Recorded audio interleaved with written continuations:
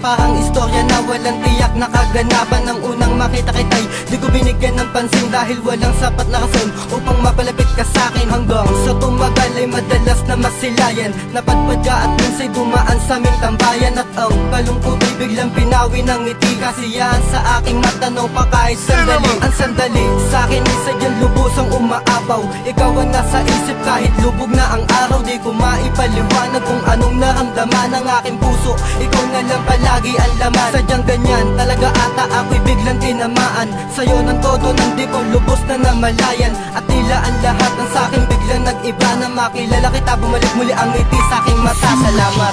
Ikaw ang pinakamagandang kabanata ng buhay ko.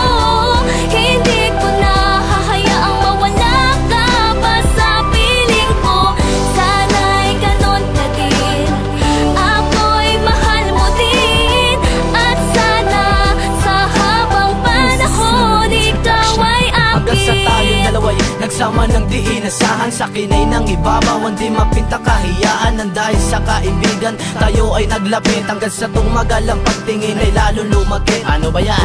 Haha, di ko inaasahan na sa akin ay may tinatagong pagtingin ka rin pala. Mahal na kita noon pa, ngunit hindi ko lang maamin, dahil baka kahit na konti di mo bigyan ng pansin. Ngunit hindi pala, sa ganda may nakaloob, nakabaita kaya ako'y lalong lumakas ang loob. Nakausapin ka at kahit medyo di ko pagamay, ang ugali ko sa'yo'y pinilit kong makisabay. Kasabay sa pagnanais kong hindi ko mapigilan, ay parang larawan na malayo sa katotohanan. Ang ika'y aking ligawan, baka di mo pansinin, ngunit labis kong kinagulat nung ako ay sagutin.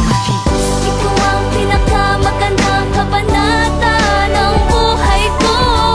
Hindi ko na hahayaang mawala ka pa sa piling ko.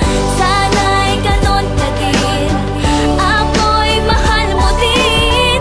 At sana sa habang panahon ikaw ay akin. Matapos ang ilang buwan na aking paghihintay, nang malaman kong sagot mo'y muntik nang mahimatay. Dahil hindi ko akalain na mapapasakin ka. Sa kabila ng pagsisikap may mapapala pala. Akala ko kasi noon di ako papasa sa'yo, dahil maganda ka na't mayaman at mahirap lang ako, na hindi rin kagwapuan at walang pagyayabang. Isang hamak na tagahanga na nooy nag-aabang ng tamang pagkakataon para masabi ko sa'yo ang naramdaman kong tunay na tapat at totoo. At ngayon nang ay kasama kay hindi nabibitawan, sa'kin sana'y magtiwala at pangako ay panghawakan. At sa'kin ay sigurado kung di ka mapapahamak. Sumama ka sa akin at sabay tayong tumahak sa landas na kung saan ay di tayo mabibigo. Suungin natin ang tadhanang tila ba mapaglaro.